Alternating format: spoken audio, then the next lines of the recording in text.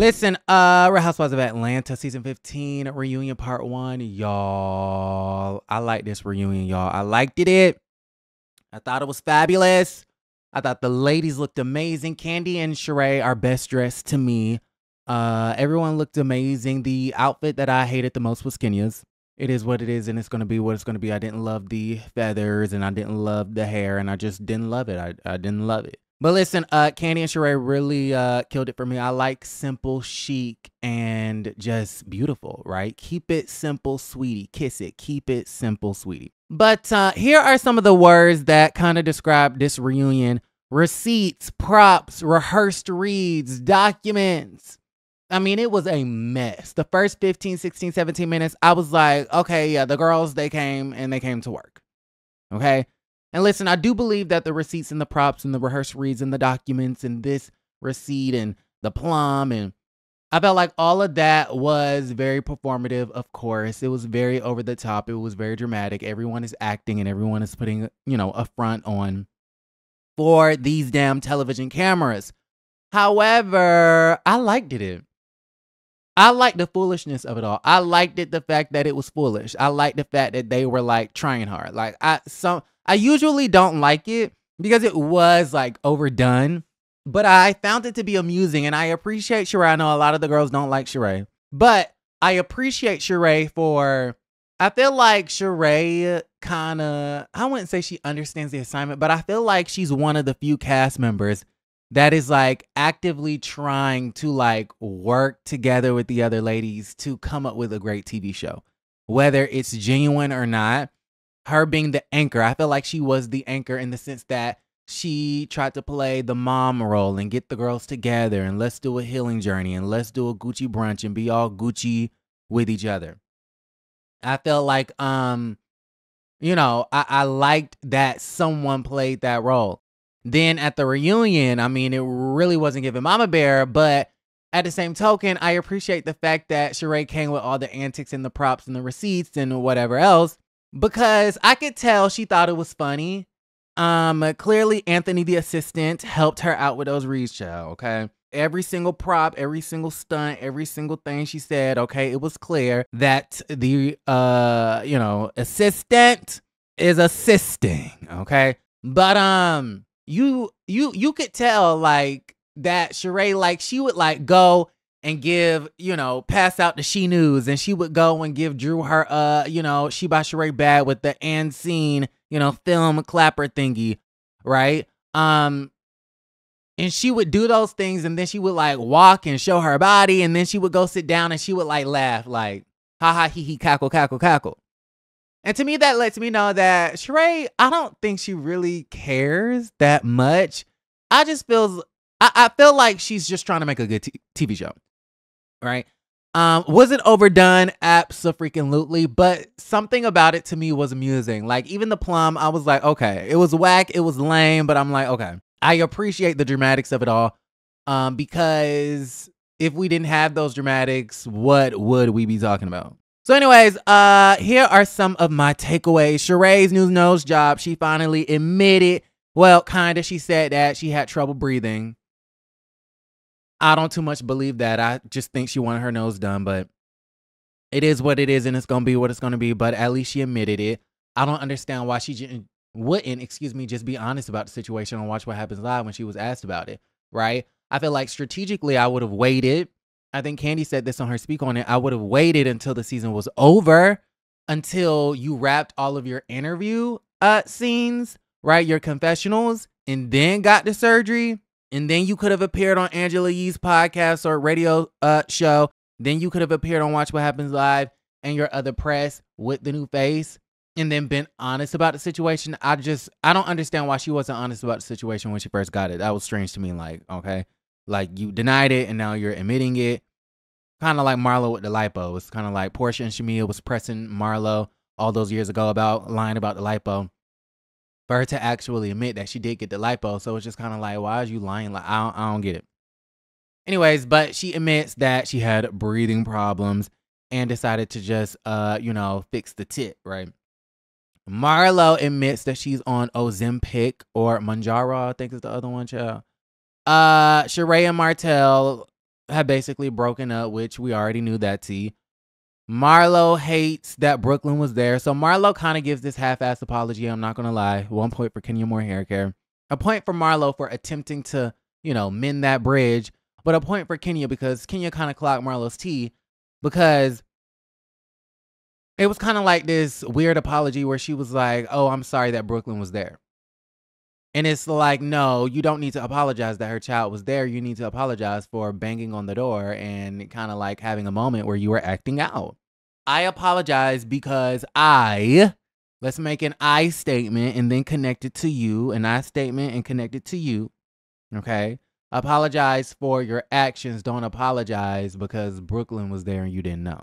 Okay. But she tried to give an apology and Kenya really wasn't having it. But she ends up saying that she hates that Brooklyn was even there. Then Marlo was subpoenaed, and I thought this was super embarrassing for Kenya because Kenya doesn't normally miss, right? Kenya normally is very clear and concise, and she's sharp and she has it together, and she's the shade assassin and she's a professional. I mean, Kenya started with the props.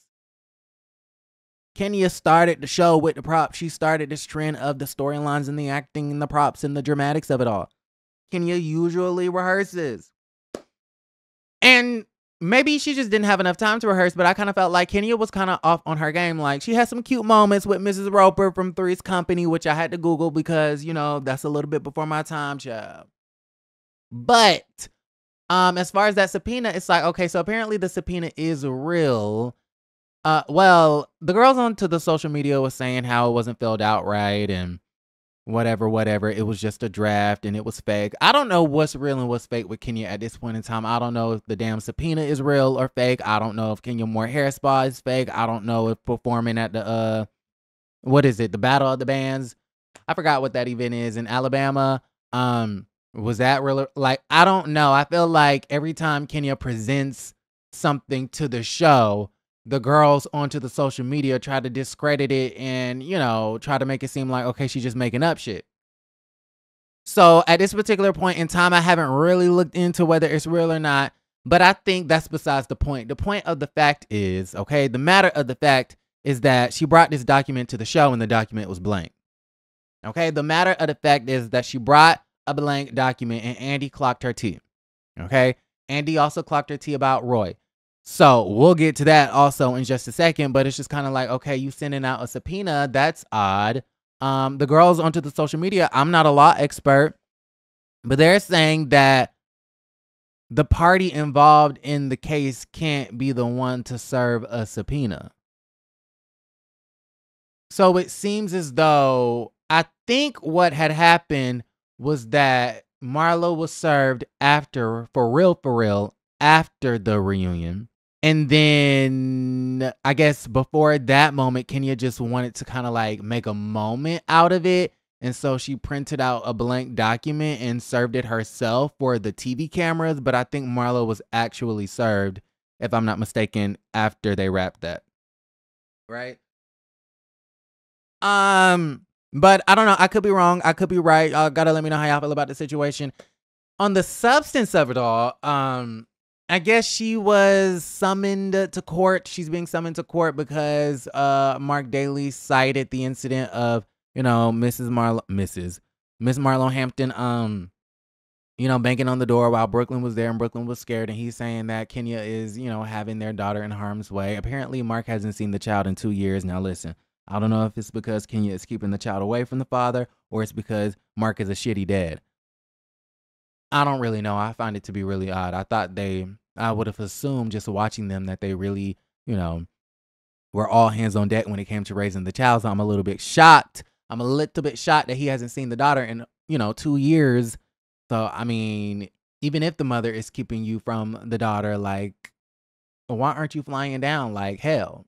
So I say that to say that, so yeah, he cited that Marlo was banging on the door. So I guess Marlo is supposed to be a witness for Kenya as to what the real situation was. I don't really know. It's really odd. It's really strange. It was cute. I think the idea of it was cute. You know what I mean? Again, I'm living for the dramatics. I feel like no one really had their reads to a T. I feel like everybody, to me, in my opinion, was stumbling and mumbling. Okay, Kandi was stumbling and mumbling. Marlo was mumbling. We all know that Sheree Whitfield has a stutter and stuff like that, and I'm not really too much, you know, I don't really point those things out too much. As I know, I'm on YouTube every day talking, and I'm not the greatest, most perfect orator of all time. Y'all be calling me a mush mouth, and it is what it is, right? So everyone has their thing, but I only bring it up to say that there were a lot of performative moments that for me, they were cute. Like, I like the effort, but I think a lot of them fell just a little bit flat only because it just wasn't like the execution wasn't there. Going back to the subpoena, the execution wasn't there. All right. Marlo calling Mark. Okay, so apparently 2 years ago, Marlo's phone number was in Mark's phone records. I feel like I did hear about that when it first was like a thing. Maybe Kenya spoke on it on the Speak On It or something like that all them years ago. I'm not really sure on what the true tea is, but I mean, that's interesting. A lot of the girls are upset because they feel as though, Andy Cohen should have leaned into that a little bit more. But Marlo said it didn't happen. Marlo said it's completely false, that she doesn't remember ever reaching out to Mark and vice versa. So listen, I don't really know what the true tea is. Do I feel like it could have happened? Maybe. If that was the case, if Marlo was really colluding, and that's a collusion. If Mark and Marlo were really colluding against Kenya Moore, that would be disappointing. Like, that's really weird if that is true. Marlo, I hope that's not true. I hope you weren't colluding with this girl's husband to get dirt. I mean, how desperate can you be? Is your name Parks?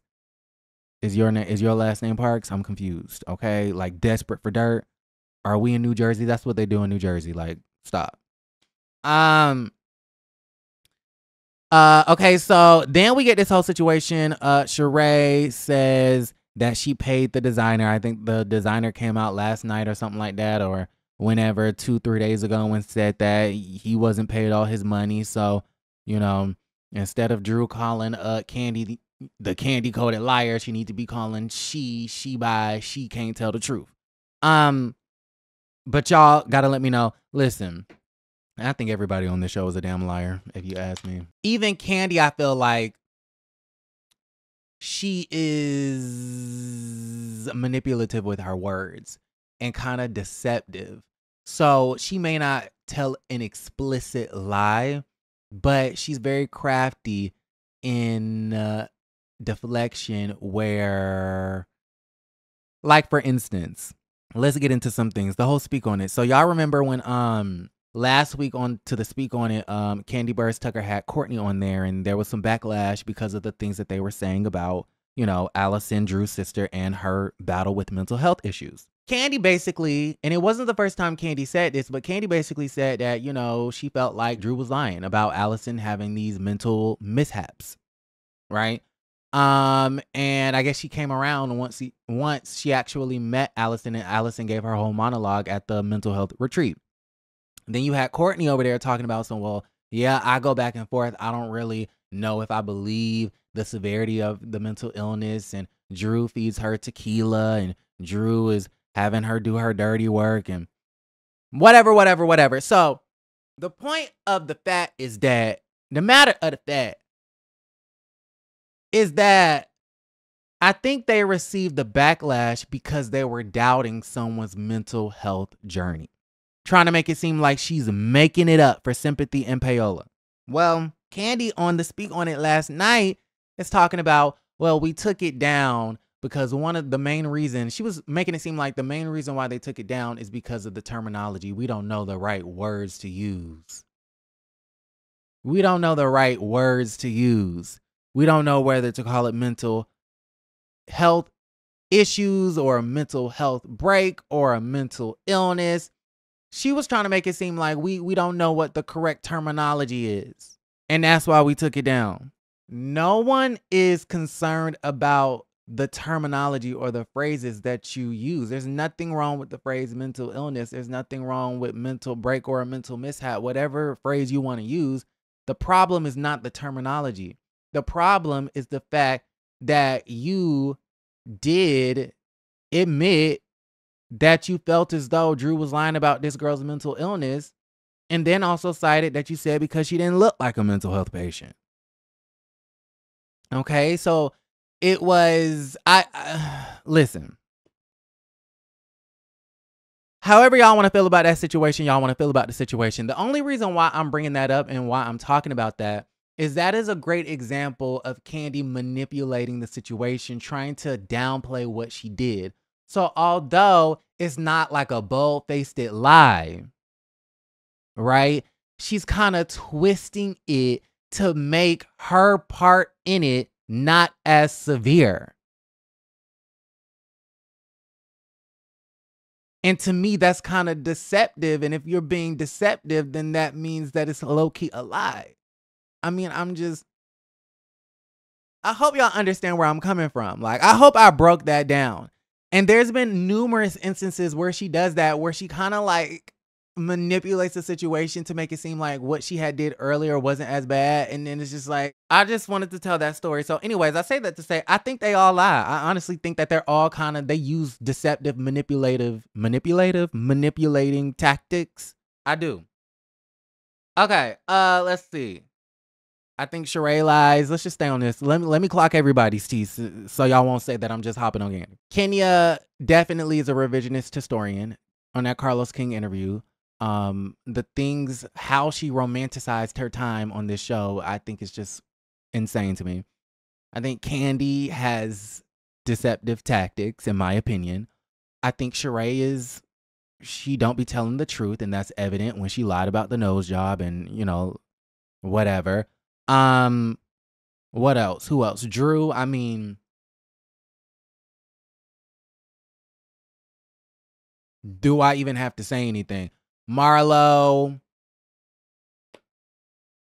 is forgetful. I mean, I feel like she low-key lied about slamming the door in that girl's face. But I'm like, all of y'all sitting up here on this, none of y'all are really that transparent and truthful about the actual facts of the situation. I mean, I'm just saying, is it me?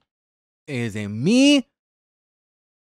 You know what I mean? Drew is, this narrative is being pushed on Drew like she's a liar, she's a liar, she's a liar, she's a liar. But honey, I feel like everybody on this ain't gonna be telling the truth. Anyways. And then the whole thing where Rory talking about some Taco Bell, they went to go see some fast food restaurant, like shit like that. That's just a lie. That's a lie. That's a lie. Like, Kenya, you're lying. You're lying. Okay. Anyways, where are the fashions? Okay, so Marlo calling Mark. We talked about that. Sheree says she paid the designer. So Sheree is out here lying. Okay, so where are the fashions? Kandi asked. Where are the fashions? How come we don't see the fashions? The fashions that were at your fashion show, how come they are not on the website? Instead, we are getting She by Shein. Which, that is true. Sheree doesn't want to pay the licensing fees for the designs. I don't believe she wants to pay to produce the designs, because producing original fashions, there are two types of ways of selling clothes. There's multiple ways of selling clothes, but we gonna break down, the difference between tags and what's the other? She by Sheree. Okay, tags is wholesale. Okay, tags is wholesale. Meaning Kandi bought a whole bunch of stuff from China at a discounted wholesale price. She marks up the price and she sells it. Okay, that's a totally normal business practice. I mean, that's literally the retail world. She by Sheree, it was assumed, was supposed to be original fashions. She by Sheree is supposed to be original fashions because Sheree came onto the show saying that she was a fashion designer. Okay? And to be honest, I'm not trying to drag none of the girls all the way down to this TV show, but it seems as though She by Sheree is not really original designs like that. It's glorified merch. It's glorified merch and it's wholesale. A lot of it is merch and wholesale. So that's the difference between She by Sheree and tags. So I kind of felt like, it was cute. The She News was cute, child. I thought it was hilarious. I thought it was a key. I definitely felt like, a lot of Kandi's businesses. I can't recall a time. Y'all let me know if I'm tripping. I can't recall a time where any one of these ladies has really like dragged Kandi's businesses, like the failed health inspections, until this season. So it was interesting to see Sheree like really go there.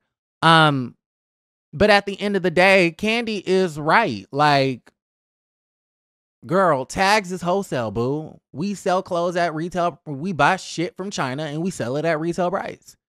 You are supposed to be a fashion designer making original designs, manufacturing those designs, and then selling those designs.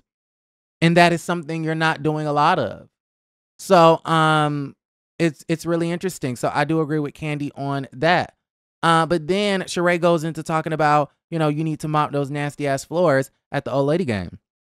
Now listen, I've been to old lady game in Blaze a few times, and I'm not in the business of dragging black women and their businesses. But what I will say about these black women and their businesses is the fact that I have patronized old lady gang and Blaze Steak and Seafood, and the truth of the matter is the floors are not that clean. And then the girls onto the Twitter were talking about, well, it's a restaurant. They serve food. The floors are going to be greasy. No. No. I don't know where y'all eat. But if my tab is more than $50, if I'm tipping 20%, the floors should not be that damn dirty. If it's an establishment where I'm being, where it's expected for me to pay 20% or automatic gratuity, the floors should not be dirty. I was hanging out with some girlfriends yesterday. The reunion was on. And they came in and we're drinking. Child, I got so drunk. We drinking and we watching the reunion, and some girls had came into the room, and we met them, and they had told us that they had just came from Old Lady Gang. So literally, they don't know anything about what's happening on the reunion. I just randomly asked them. I was like, so y'all just came from Old Lady Gang. How did the floors look? And they looked at me like, that's such a, how did the floors, what? I'm like, how were the floors? Were the floors nasty? Literally, they had just came from Old Lady Gang. This was the last night. I swear to God. Swear to God, this was last night. They said the floors were dirty. Last time I went to Old Lady Gang, maybe like 3 months ago, the floors were dirty.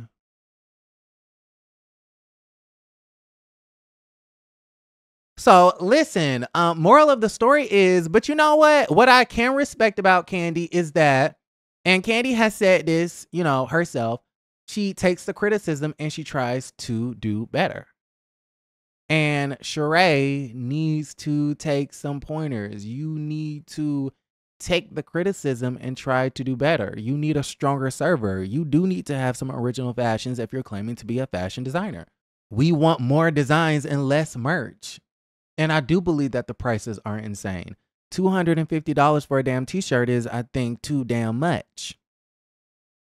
Not in Joe Biden's economy, not with the interest rates skyrocketing, not when grocery prices. I mean, I'm just saying. So it's a whole hot damn mess. So she says, go mop them dirty ass floors. And then Kandi says, worry about your dry ass new face.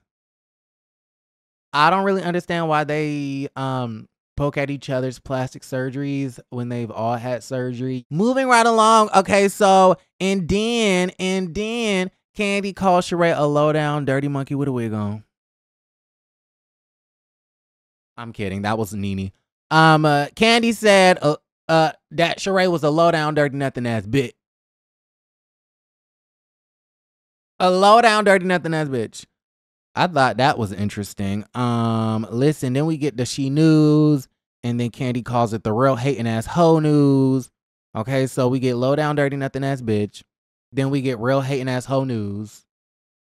Like, Kandi is coming through all these bitches and hoes, these B's and H's, honey.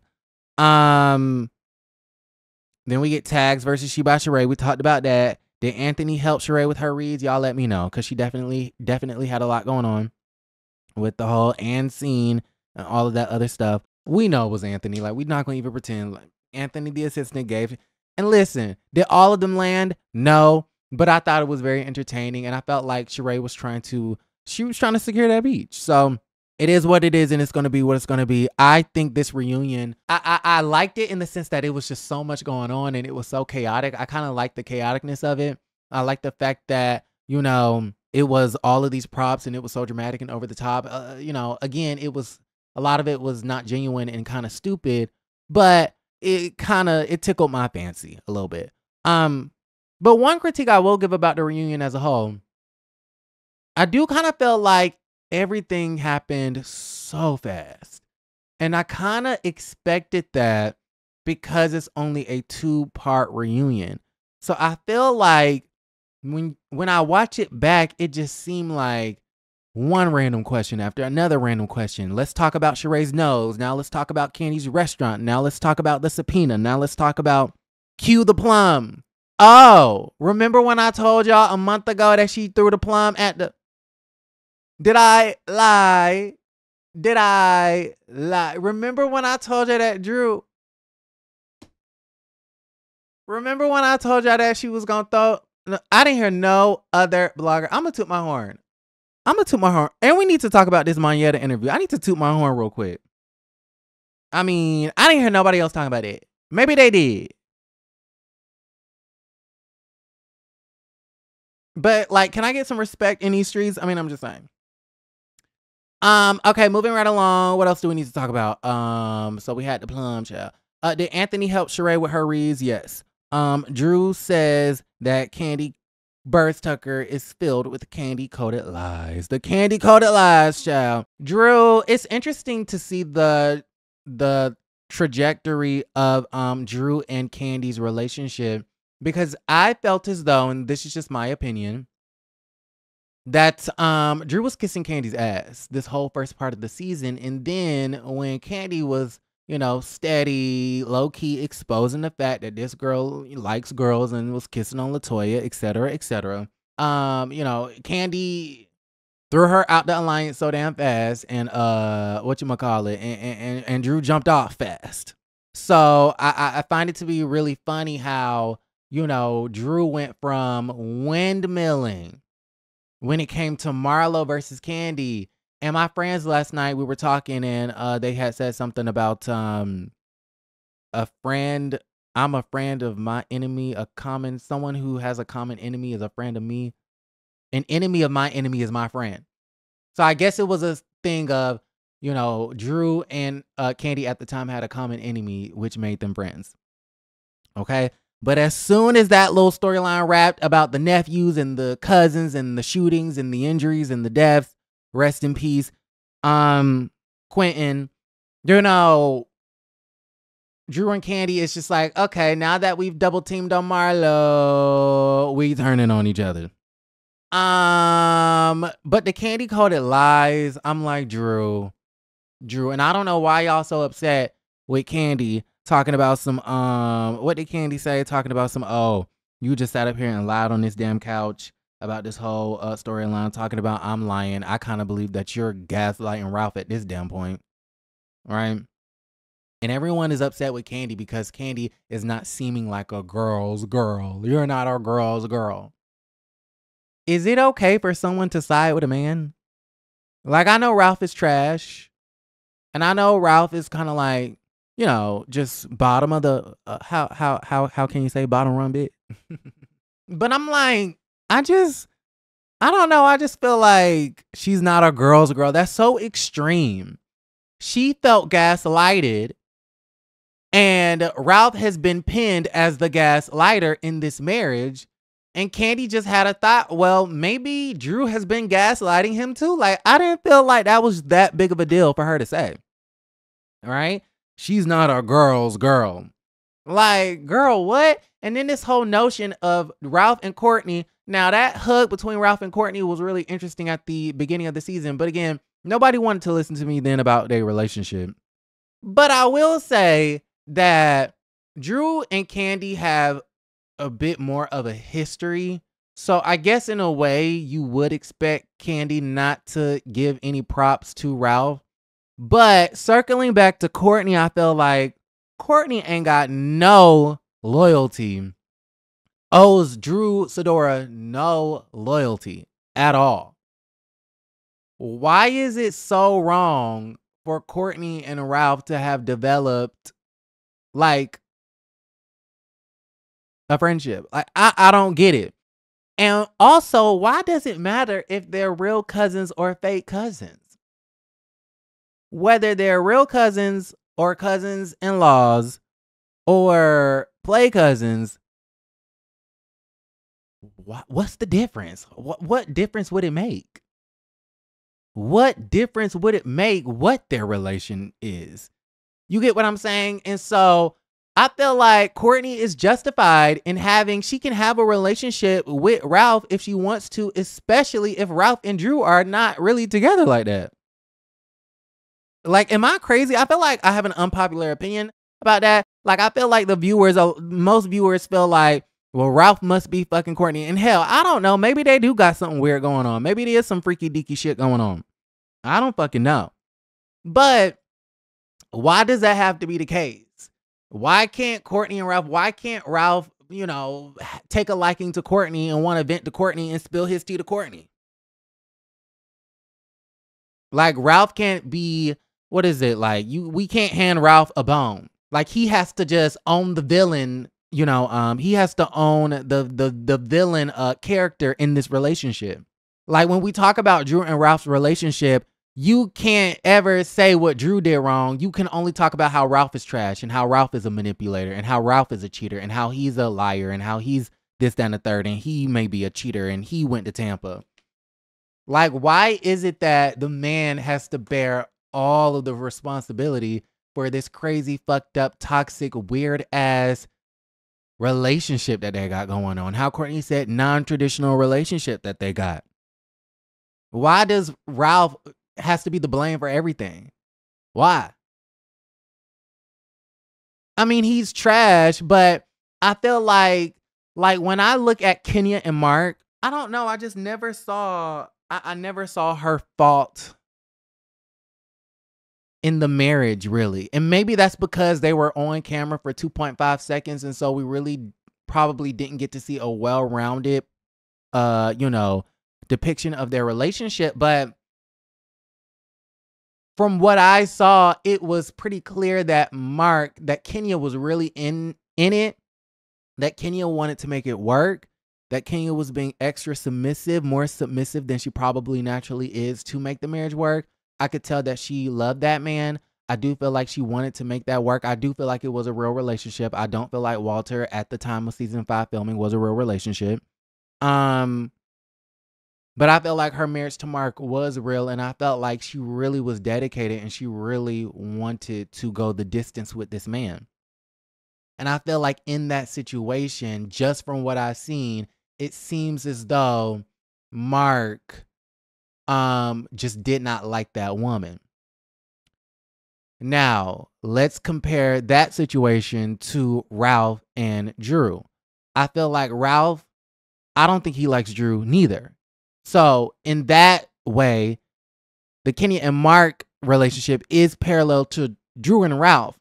But the difference between Drew and Kenya, comparing the women, is that I feel like Drew is pulling antics. Drew is hiding a lot of her tea. I feel like she's pulling antics. I feel like she's lying. And I do feel like she's a gaslighter.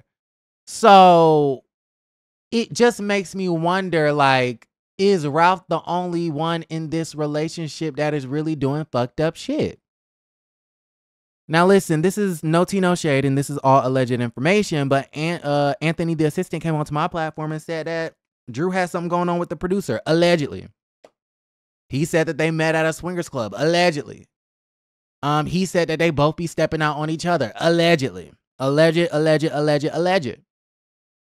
And so, if that's true, it just leads me to believe that this toxic, fucked up situation that they got going on is bigger than just Ralph being an asshole to his wife. There is something going on with both of them, coming from both sides, okay? I don't know. That's just my take on it. Am I making sense? Like, when I look at Kenya and Mark's marriage, I'm like, Mark is definitely, he bears the responsibility for the failure of this marriage. When I look at Drew and Ralph, I used to think it was all about Ralph. I'm like Kandi at this point.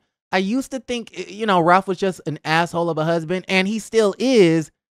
But Drew's antics, it makes me wonder, okay, what have you been doing and what do you have going on? Okay, Kandi coded lies. Kandi says, okay, so yeah, Drew is calling her Kandi coded lies.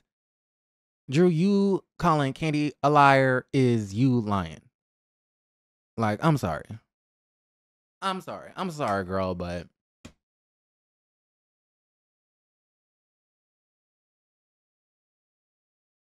I feel like Kandi and Drew are both wrong. Now, here's what I'm also understanding is that Drew and Kandi are not friends. I did not know that. I guess they would describe their relationship as they're getting to know each other. And this whole time, I'm gonna have to kind of retract a lot of my statements, because this whole time I've been thinking, I have been saying that, oh, there's an alliance, and I thought they were closer. I thought they were a little bit closer than what they are.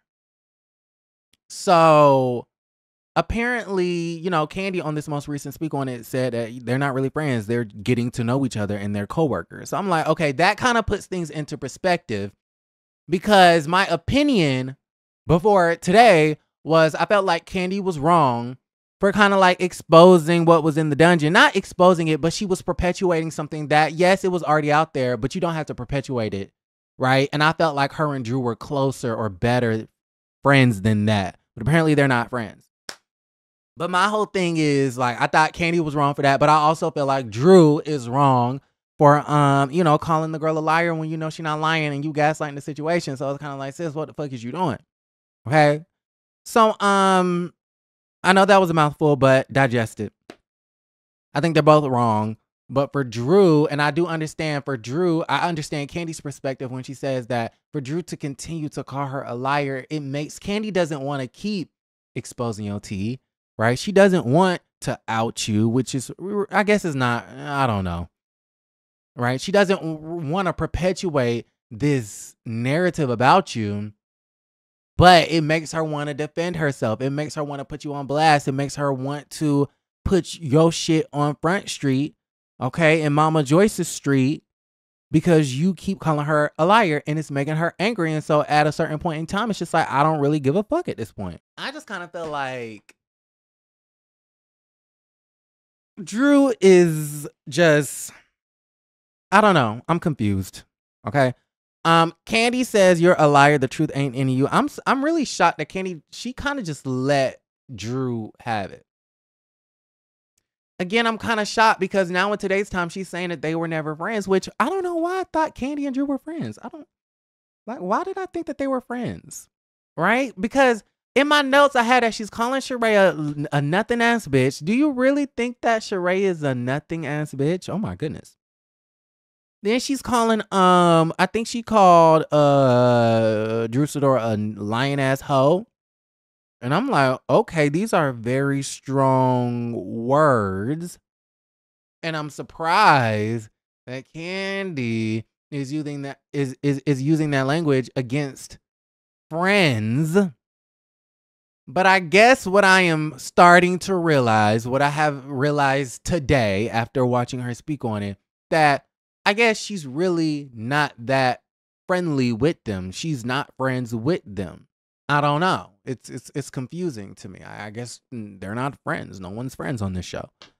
But then the weird thing about that is I can throw a wrench in this whole friend thing also, because we get the Sonya thing. And what's weird about the whole thing is that you say you're just getting to know Drew and you let have on Sheree, and apparently everyone's just coworkers and nobody's really friends. But then you hold Sonya to this really high standard to be your public defender and a loyalist of yours. And I'm like, haven't you known Drew longer? I don't understand why Kandi has this high standard for Sonya. Like, Sonya has to defend me, and why is she laughing? And she didn't tell me that she laughed. And it's like, girl, and Sonya, check the hell. I wish I could do my sound effects. Sonya got sis together. I'm not going to even lie, Miss Legendary Bird. Sonya kind of got you together talking about, well, I love how smart and articulate and intelligent Sonya.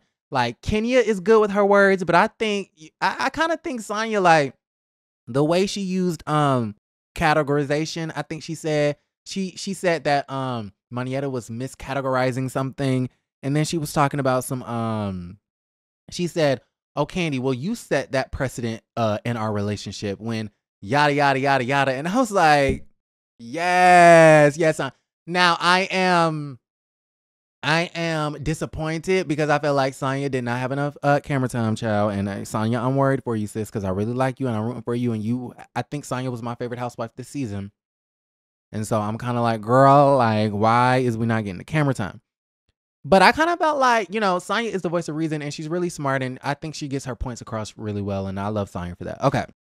So let me stop with the Sonya. But yeah, she was like, oh, you set the precedent because you thought Drew flipping her hair in my face was funny. So you can think Drew assaulting me. No. You can think Drew, flipping her go naked hair in my face is funny, but I can't think Courtney saying that you brought out the ghetto was funny. Like, and I agree with Sonya in the sense that, in my opinion, it seems as though Kandi wants people to be loyal to her. Kandi wants people to defend her. When it's time to be loyal and to defend others, it does not seem as though she returns the favor.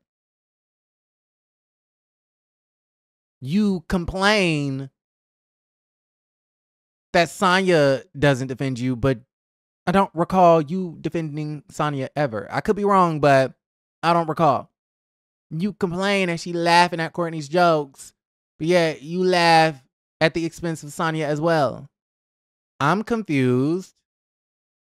You want to keep Drew in line, and she was riding for you, I thought, against Marlo. But then it's like you continue with the whole LaToya thing. And I understand why she did, because she kept being called a liar. But it's like, I have noticed a few instances where I just kind of feel like Kandi wants the sort of friend that she isn't herself, in my opinion. Okay, moving right along. Okay, so and then Drew says, Drew says she isn't going to go with Kandi's. So they still talking about the kiss and LaToya. I know I'm all over the place.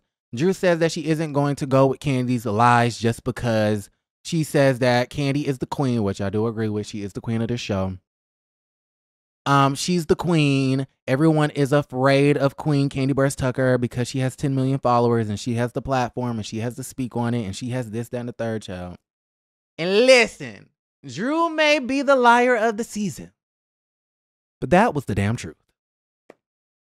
But you know what, Drew? You told the truth about yourself. Because I felt like you, out of anybody this season, has been afraid. Now, when she started saying that you was having rendezvous with LaToya, you stopped drinking the candy-coated Kool-Aid.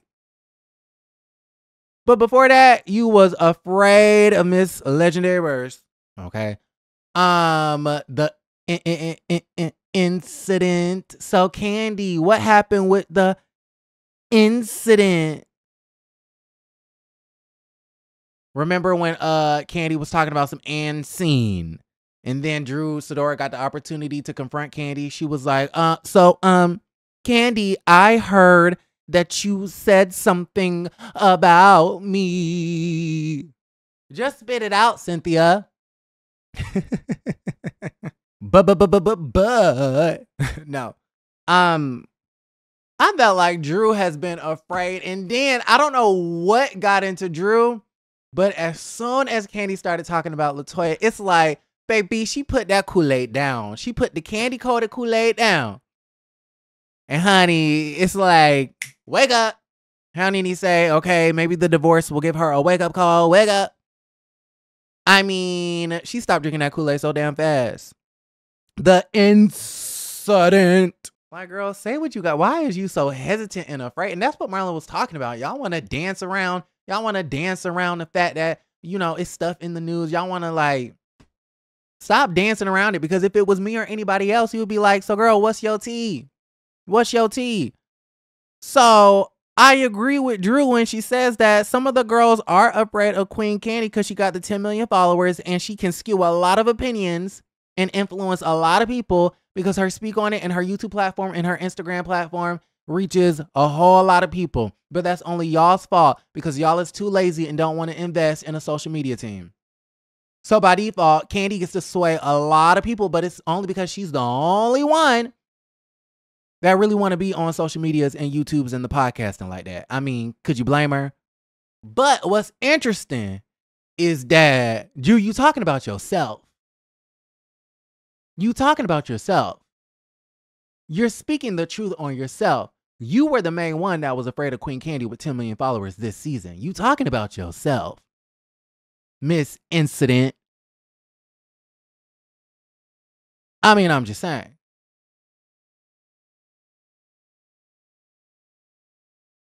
Sonya stopped drinking the Kool-Aid last year. Drew learned this year, right?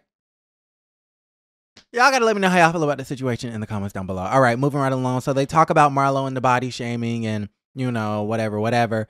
Drew says that Marlo is touchless. And then Marlo goes, well, you like touching girls and you like kissing girls and you like doing this with girls and you're in denial and just come out, boo, and just come out. And honestly, there is a hint of homophobia there. I'm not going to lie at the situation. Marlo Hampton, you don't taunt someone for being sexually fluid or whatever and taunt someone and kind of like low-key bully them to come out and stuff like that. I didn't like that. Marlo does have a history of homophobia in her heart. Okay? And although I got my life with Marlo this season, girl, let that go. Let that go. Don't be taunting in like a bullyish, tauntish way. Talking about you like girls. You like girls. Just come out. You're in denial. Like, that wasn't cool. And I'm shocked that Andy allowed that. I'm shocked that Andy has allowed that. Because we do know historically on this show, there have been so many accusations, allegations, rumors, alleged rumors about this person is gay and this person is gay and we used to call him Chrissy and he's messing with a man and she's a lesbian and she tried to lure me into her dungeon. Drug me and lure me into her dungeon, child. And this cast has historically, I'm not going to lie, weaponized sexuality and has used fluidity as a diss. They have used being gay as a diss.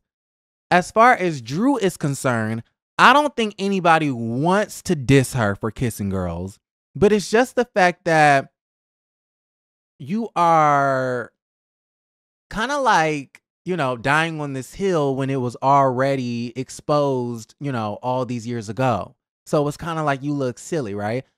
But do I personally feel like anyone is shocked or cares or is thinking twice about who Drew wants to kiss, whether she wants to kiss a pair of female lips or male lips? No. But when Marlo was going back and forth talking about the whole you like girls and you're in denial, it was giving like a bully in school. And she was weaponizing what could be Drew's sexuality, her potential fluidity. She was weaponizing it to diss her.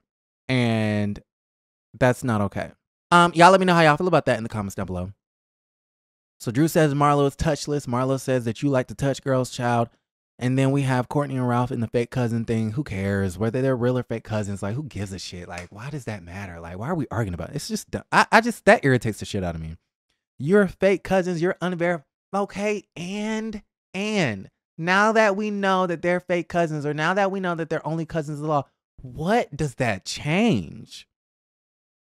What does that really, like, I'm really confused.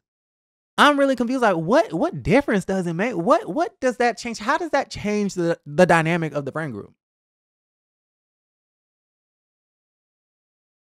Now that we know that they are only cousins-in-laws and that their relationship is not blood related and it doesn't run that deep, now that we know the truth, what difference? How does that matter? How does that matter? Do y'all think that girl fucking that man? Or do y'all think that man fucking that girl? I don't know. I did think when they first met or when they was meeting up at Drew's house, I did think that the hug between Courtney and Ralph was a little bit too close for comfort. But y'all really think that they're like fucking like that? And then they keep saying that Ralph don't.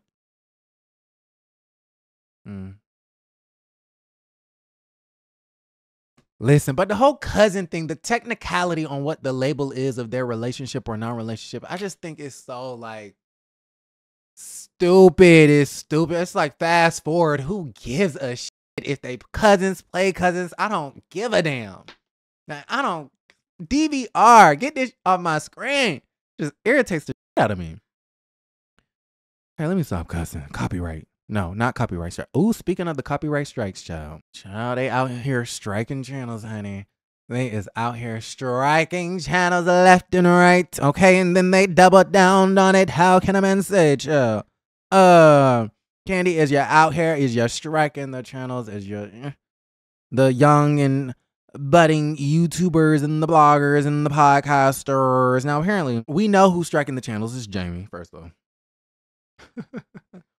I don't think Kandi is sitting around scouring the internet trying to see like who posted what. You know what I'm saying? Even though I do feel like she reads a lot of stuff, I think it's more so Jamie's job to like kind of like, what is it called? Like patrol the YouTube streets. You know, that's what she patrols the YouTube streets. I think that's a great way of putting it. And so you know, at first, I was like, my opinion kind of on that changed. Because at first, I was like, it's giving Kandi coded bully. Like, it's giving Kandi coded bully. Like, it's giving like, oh, you don't want to be exposed for some of your comments. And it's not about the terminology. It's not about mental illness versus mental break. Because it's not none of those words that Drew said. She said mental mishap. Okay? It's not about the phrases. It's not about the terminology. Nothing was wrong with the terminology that you two women use. The problem is the substance of your words. You are doubting someone's illness, and mental illness don't look like shit. The most put together people in the world are going through the most mental mishaps. Y'all never heard of the phrase, check on your strong friends to be the people who are put together, the people who you perceive them as being strong. They got the most going on with them mentally. Okay? I don't look like what I've been through. And then Courtney talking about, well, I don't know. And she could have the mental illness. She couldn't. It was just in poor taste. So at first, I'm thinking, okay, it's giving Kandi coded bullets.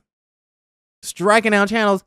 But then, I believe they said that this particular YouTuber, and I support my YouTubers, I support my bloggers and everybody, but they said that this particular person posted the whole damn speak on it.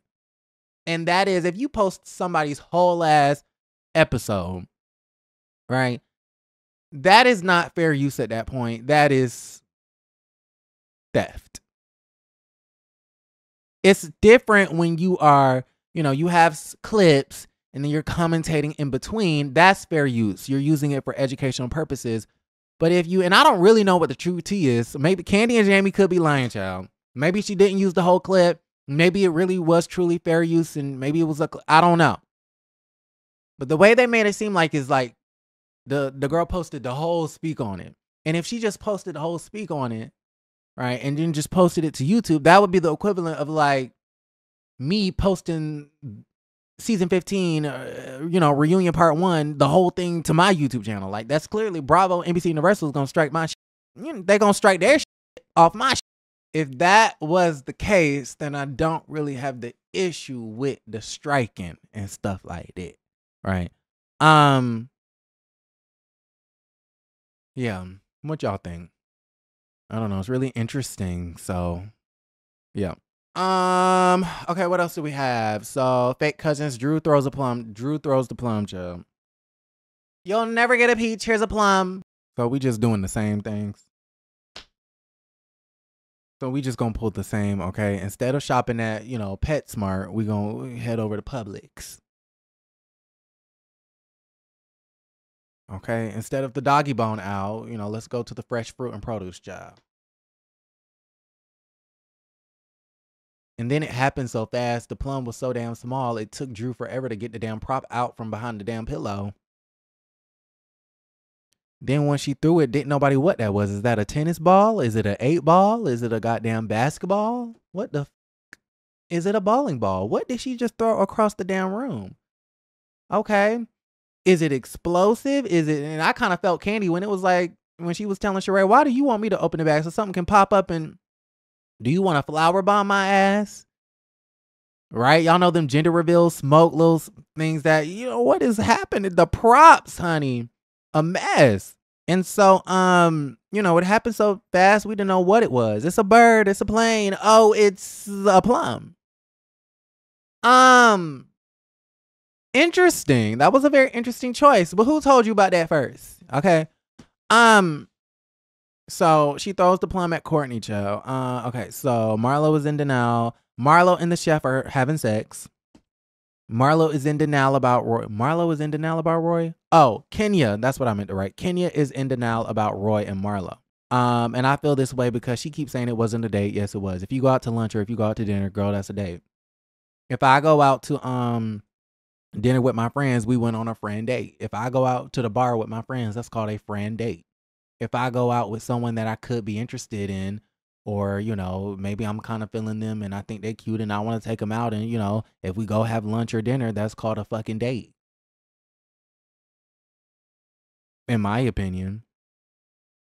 Maybe they weren't serious and maybe they didn't profess their love for each other. Okay, maybe it didn't get to second down base, but it was a damn date. So stop lying. You're lying about it and you're deflecting. And it's just like, be real. Like, you want to act like Kenya kind of has the Sheree syndrome. You trying to act like nothing don't bother you.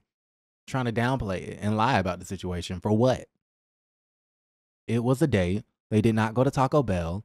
I think on some interview, she said that they went to go to some fast food place. Superica or Superica, or however you want to say it, in Krog Street. I think they have another one somewhere. West Midtown or wherever it's at.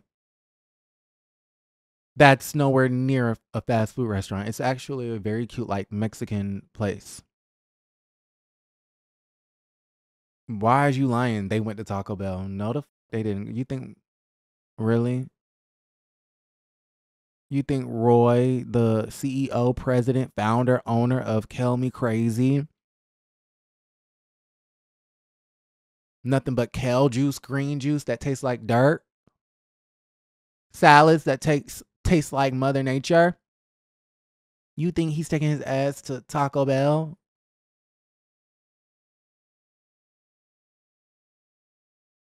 Like, Kenya, what is you talking about? They went on a date and it's okay. And then she's lying about the DMs. He did not slide. Yes, he did. When you respond to a story and it goes to your DMs, let me put y'all up on to game on how Instagram flirting, because 99.99999% of all the men I date, I meet them through Instagram. An easy way to slide into someone's DM and to start a conversation with someone that you may be interested in is you going to their story, right? And then you respond to the story. So you can message, react to the story, right? So if I see that a guy, that I'm kind of, is looking at it or is into, if I see that they posted something to their Instagram story and they're picking out sneakers for the day, should I wear the Jordans or should I wear the Yeezys? So if I want to flirt, I'll respond to their story and say, you would look so good in the Yeezys. And then that'll spark up a conversation. That message, me reacting to their Insta story, it is sent through the DM. That is a DM. Roy did slide into that girl's DM. Kenya, he was interested. He thought she was cute. I low-key felt like maybe Roy thought Manietta was cute, child. I mean, for this white man to be in a circle of all of these black women, I mean, it's clear what his type is. Beautiful black women. Marlo is gorgeous. Like, why are we pretending like, oh my God, he was so turned off and people were saying you dated Marlo? Marlo is gorgeous. Marlo is well-dressed. Marlo is accomplished. Marlo got a little bit of a coin and she may have a chairlift in there, but there's a reason why the chairlift is in there. Let Kenya tell it. Y'all love to say she dates old white men. She dates old white man. Roy looked like an old white man to me. He looked like he about 50.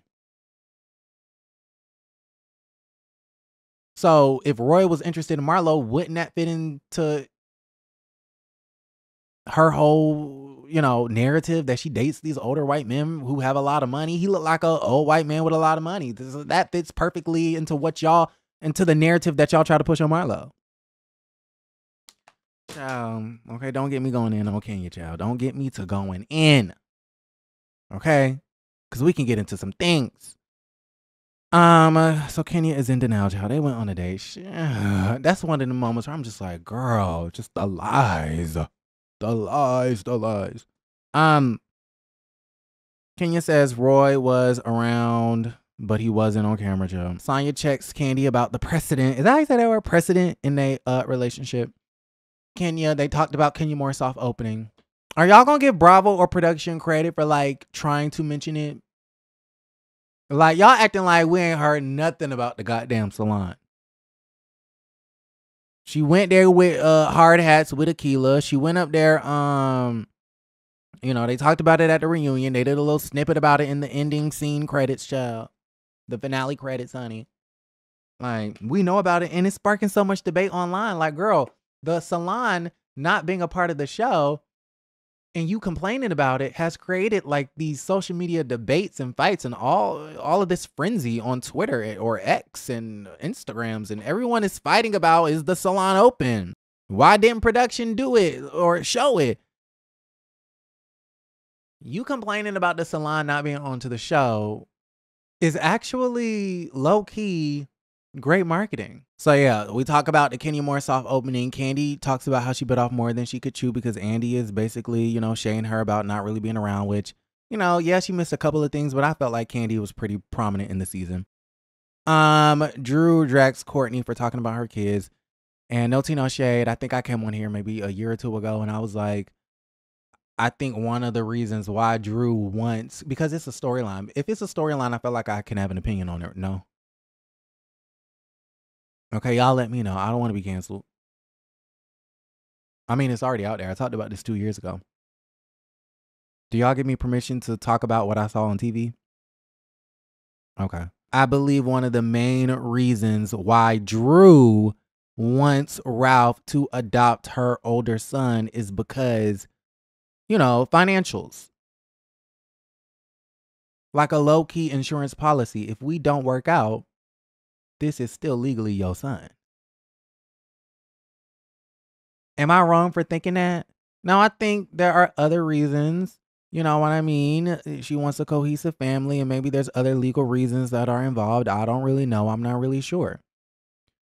But I'm not going to lie. That was kind of like my first instinct. It kind of felt as though, I don't know. I don't want y'all to cancel me like how y'all trying to cancel Courtney. I don't want y'all to say that I'm vile and nasty and rude and ignorant and all of these things that y'all is calling Courtney, child, because y'all is dragging the hell out of Courtney. Okay? Like she's the only nasty, vile one on this show. Give me a break. So, like a low-key insurance policy, our marriage is on the brink of a divorce. If we get a divorce, Drew's going to want support. I'm assuming. Maybe child support or some shit. And if the child is legally his as well, he would be financially responsible to cut a check for the child that's not biologically his. So I think Courtney on the show said that she felt as though, what did she say? She was like, she Drew wanted Ralph to adopt her child because she wanted to run off and be in a gay lover relationship, and while Ralph pays the bills. Now the way she said it and the words, the wording that she decided to use, gay lover relationship, like making it so salacious and all of that, I felt like was a bit tacky. It was a bit tacky. I felt like, it's different when you are, a commentator and you're looking from an outside perspective, speculating about things. But when you are in a friend circle or a group where you actually have to hang out with these people, saying something like that is kind of like, it's a little uncouth. I'm not gonna lie. So I kind of understand why folks are, dragging Courtney a little bit. Um, but do I think she was talking about the child, or was she talking about Drew? I think she was talking about Drew as a person and her motivations as to why she's doing what she's doing. And she mentioned her child to do that.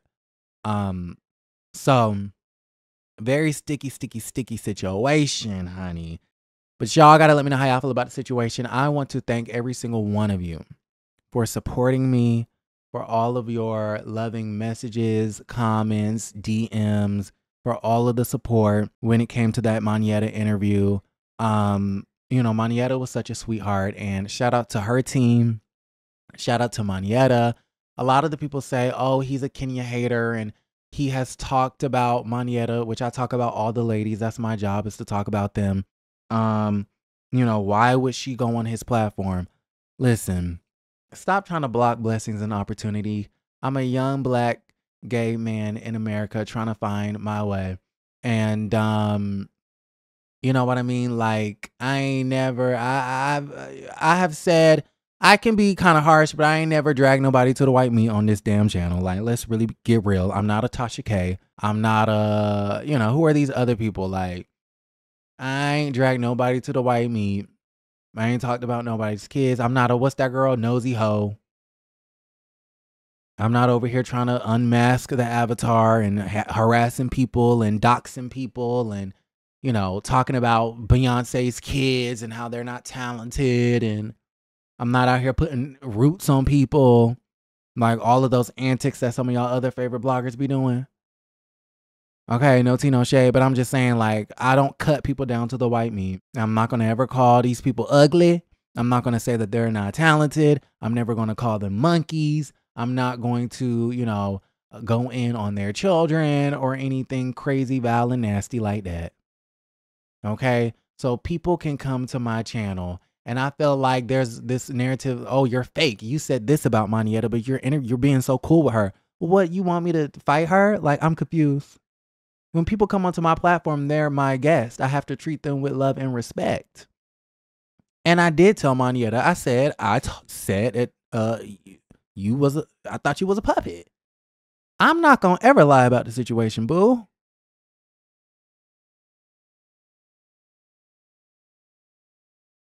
I'm not going to lie about the situation. Manietta and her people were willing to come on to the show, and that's what happened, and I'm super grateful for it.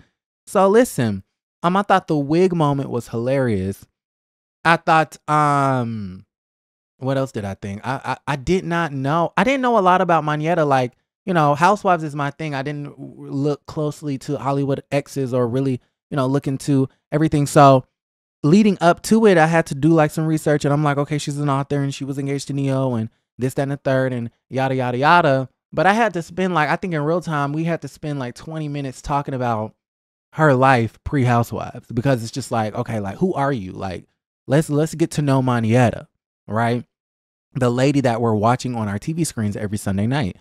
And I had no clue that the thing about the threesomes in Neo was going to be like viral. I thought her wig coming off her head was going to be more viral. Would have been the viral moment if the thing would have went viral at all.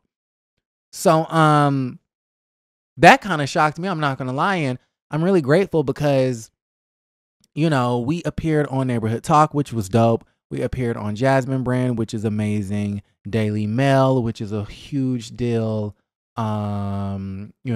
Dish Nation, Breakfast. What I need to do is I need to start saving all of these things, because we have some really, I'm going to have to collect a lot of different stuff, because we're going beyond YouTube. I'm going to just let y'all know right now, this is not the end all be all. And, things are going to change. I don't post as much because I'm thinking about life beyond YouTube, honestly. Okay. In all transparency, I used to post 4 times a day, but I don't know if I want to be a YouTuber. So anyway, so I'm going to have to start collecting all of these things and,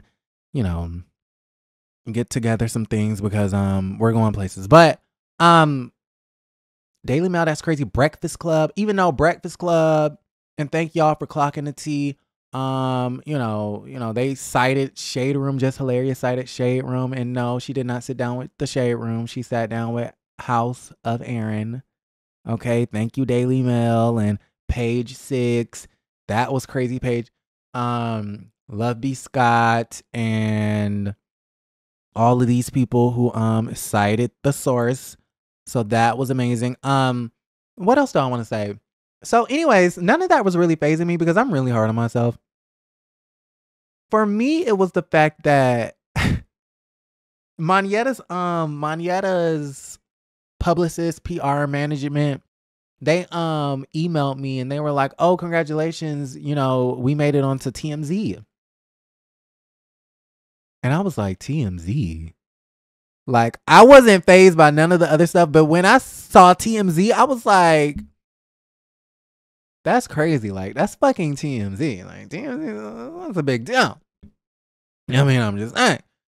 So, that was really crazy. And at that moment, when I saw TMZ, I was like, oh, wow. Like, that's super dope. So, I just want to thank you guys. And, you guys are super sweet and super precious and super supportive. And I'm just so happy that I have, the opportunities to talk with these people and meet them and whatever. And I'm glad that a lot of you guys did enjoy the content. So I am extremely grateful for that. Thank you so much. So yes, I believe that was everything. So thank you guys. I love you. Like the video, subscribe to the channel, and don't forget to create a great day. Bye.